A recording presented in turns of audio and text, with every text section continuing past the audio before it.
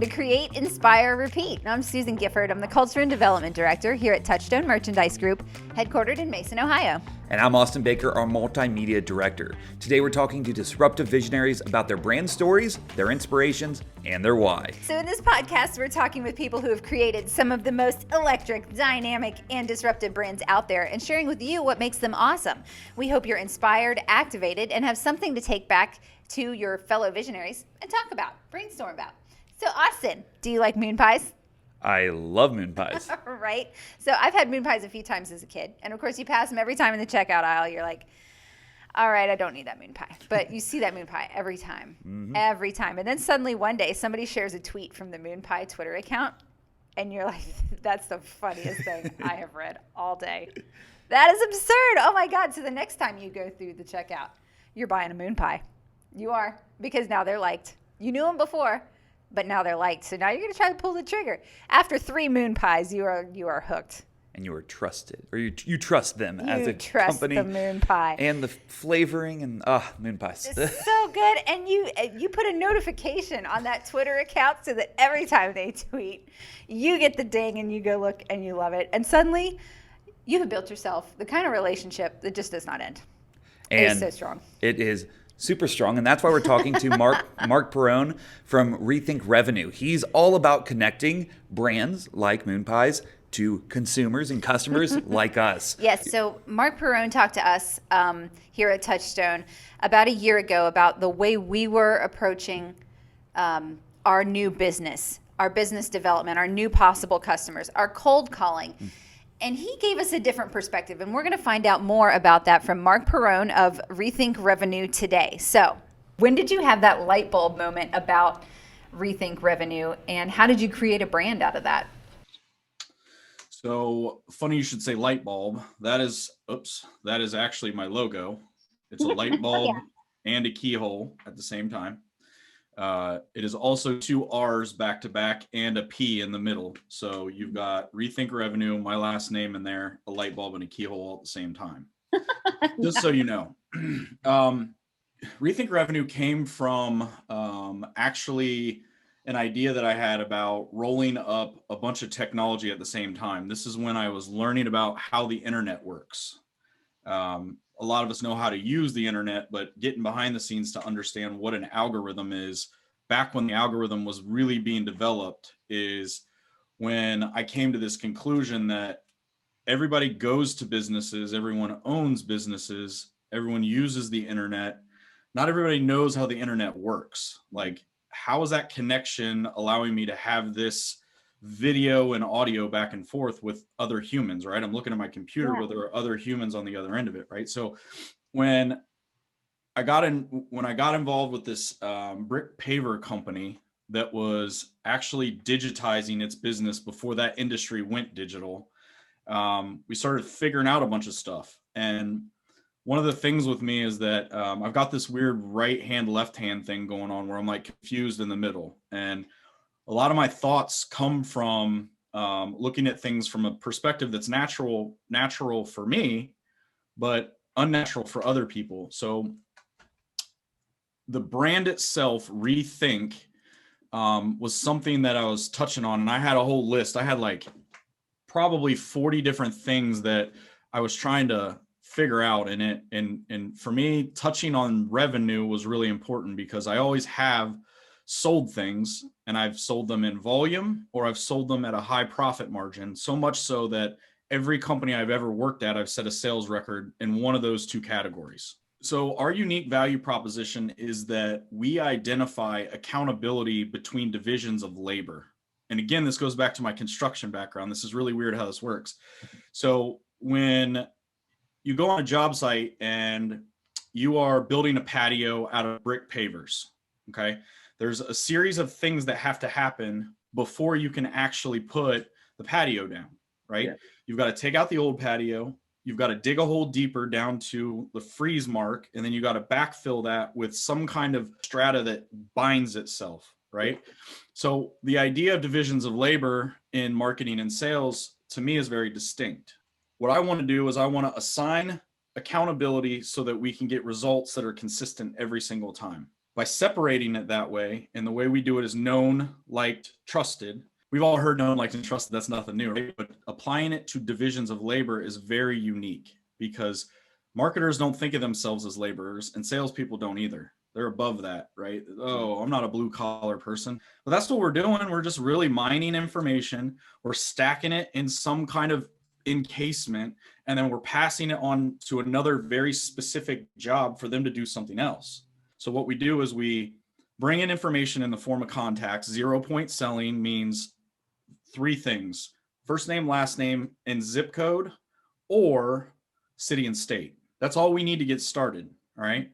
So we talked about this before, Susan, where if I have a perfect customer, a perfect prospect, and I want to sell to more people like them, whatever I did to sell that first time, I just kind of need to replicate what I did. It's how do we serve that contact that's driving that billboard? We know they're passing this area on 75, right?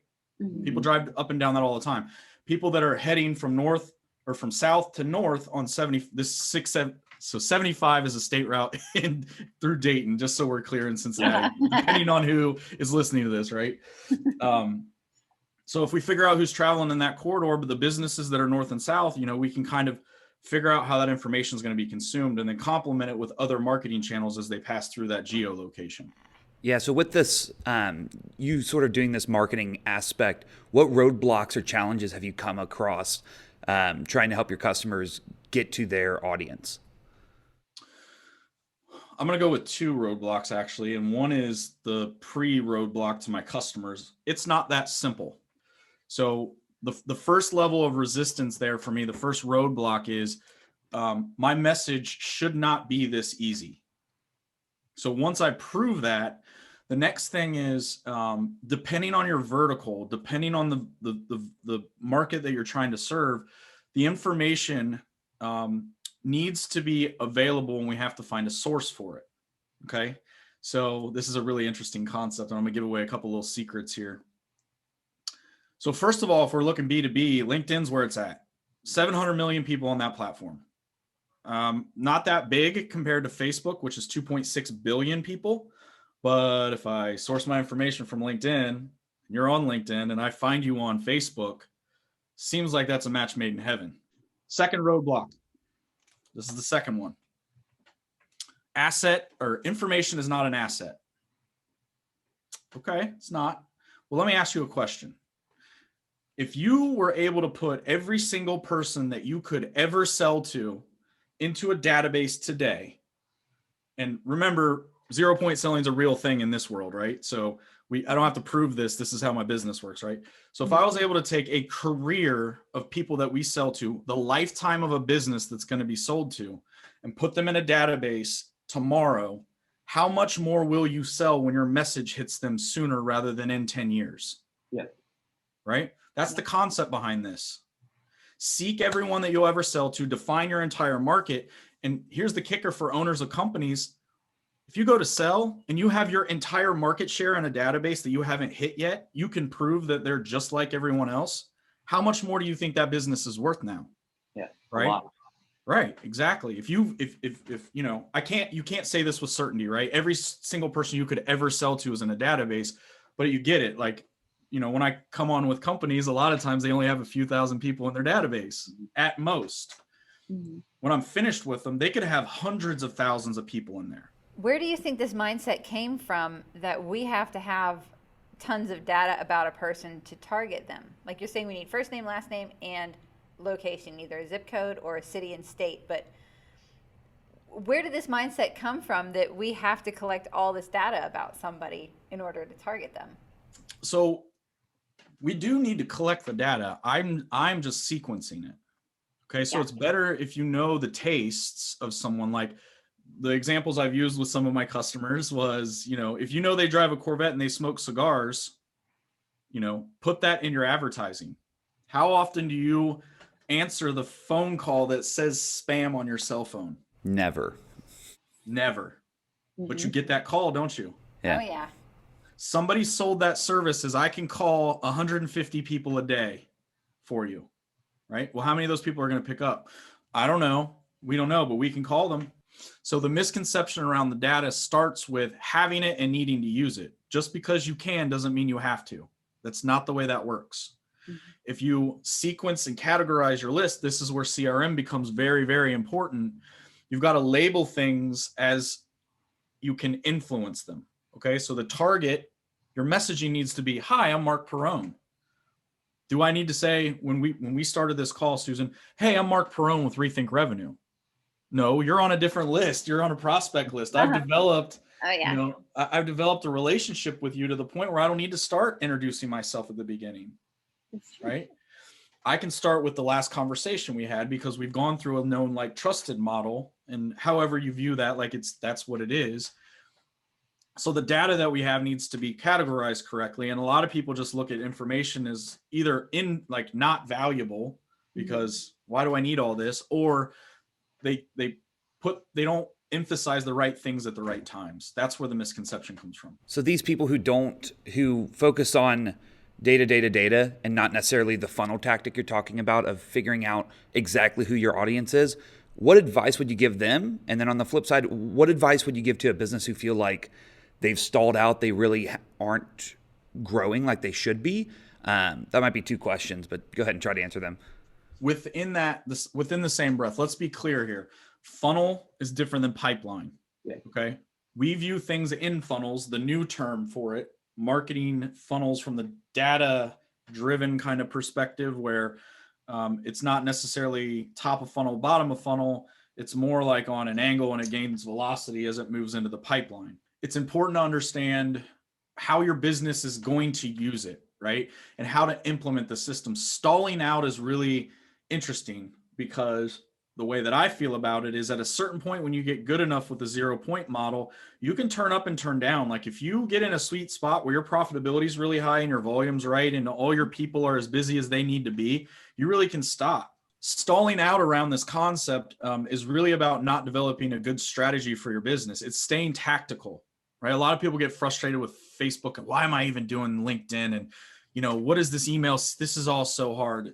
The reason why it's hard is because you don't understand the why. You're only trying to focus on the how. If you get away from focusing on the how and start on the why, everything else ends up being activity to progress. Another thing that helps businesses stall out is focusing on cold calling for the wrong reason. Cold calling is a function of marketing. Yeah. I'll say it again, all you salespeople that are listening to this, and I'll get real close to the microphone. Cold calling is a function of marketing. If you look at it from the organizational level, over the course of its lifetime, it is only beneficial for the business to have people calling up and saying their names on voice messages. The concept here is changing the dynamic of the way you do your business, rethinking the way revenue is produced. It's very, very interesting to go back and look at something from activity to progress rather than just seeing somebody do something.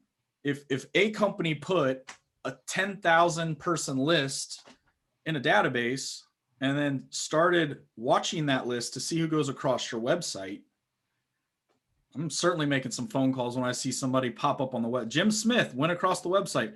Hey, Jim, what's going on, buddy? I just wanted to reach out and say hello. Oh, so funny, Mark. I was thinking about you.